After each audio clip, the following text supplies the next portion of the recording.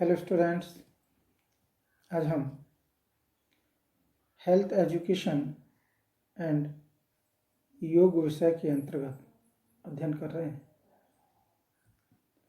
छात्रों, आज हम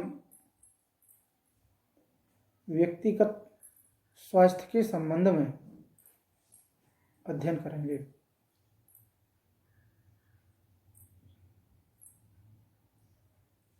ठीक है, क्या व्यक्तिगत स्वास्थ्य के संदर्भ में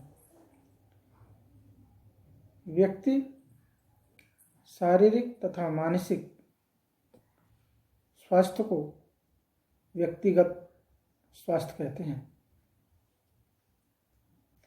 यदि व्यक्ति का शारीरिक स्वास्थ्य अच्छा है तो व्यक्ति का मानसिक स्वास्थ्य भी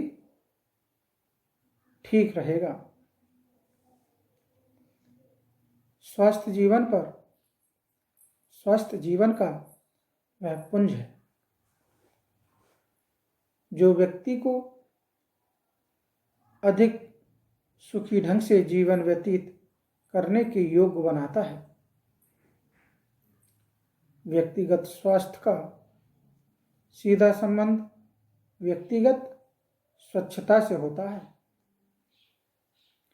ये स्वच्छता जो हमारे शरीर की देखभाल से संबंध रखती है,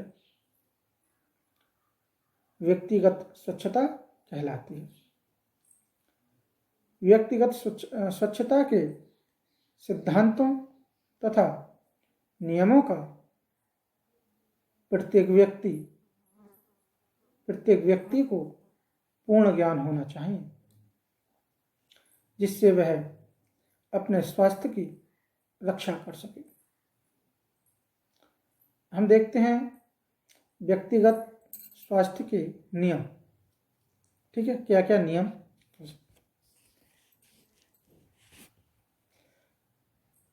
अच्छा स्वास्थ्य बनाए रखने के लिए व्यक्तिगत स्वास्थ्य के कुछ नियम होते हैं जो इस प्रकार हैं।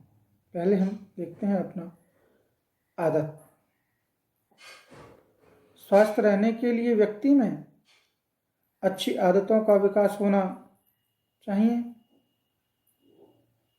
व्यक्ति को जल्दी सोना चाहिए तथा प्रातःकाल जल्दी उठना चाहिए, क्योंकि देर से उठना एक बुरी आदत है तथा स्वास्थ्य पर हानिकारक प्रभाव डालती है। आदतों का जीवन में विशेष महत्व होता है। आदतों का निर्माण एक दिन में नहीं होता। आदतों का निर्माण तो बाल्यावस्था से शुरू हो जाता है। अतः माँ को प्रारंभ से ही बच्चों में अच्छी आदतों का विकास करना चाहिए, जैसे सूर्योदय से पहले उठना, दांत साफ करना, समय से स्नान करना, स्वच्छ कपड़े पहनना आदि। अगला, स्वच्छता से संबंध। स्वस्थ रहने के लिए स्वच्छता का ध्यान रखना बहुत आवश्यक है। शारीरिक रूप से स्वच्छ रहने से स्वास्थ्य ठीक रहता है। शारीरिक रूप से स्वच्छ रहने के लिए आवश्यक है कि प्रत्येक व्यक्ति को स्वच्छता के नियमों का पूर्ण ज्ञान होना चाहिए, शुद्ध भोजन करना चाहिए तथा शुद्ध व ताजी हवा का सेवन भी करना चाहिए। अगला बिंदु है हमारा पौष्टिक भोजन। स्वस्थ रहने के लिए शुद्ध तथा पौष्टिक भोजन बहुत आवश्यक है। पौष्टिक भोजन करने से हमारे शरीर को पर्याप्त मात्रा में प्रोटीन, वसा, कार्बोहाइड्रेट, विटामिन व खनिज लवण आदि प्राप्त होते हैं। भोजन को स्वच्छता से बनाना चाहिए।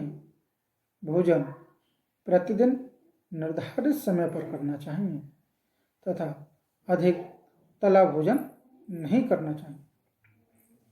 मानसिक शांति। अगला बिंदु हमारा मानसिक शांति। शारीरिक रूप से स्वस्थ रहने के लिए व्यक्ति के मस्तिष्क में शांति रहनी आवश्यक है। घर का वातावरण कलहयुक्त नहीं होना चाहिए।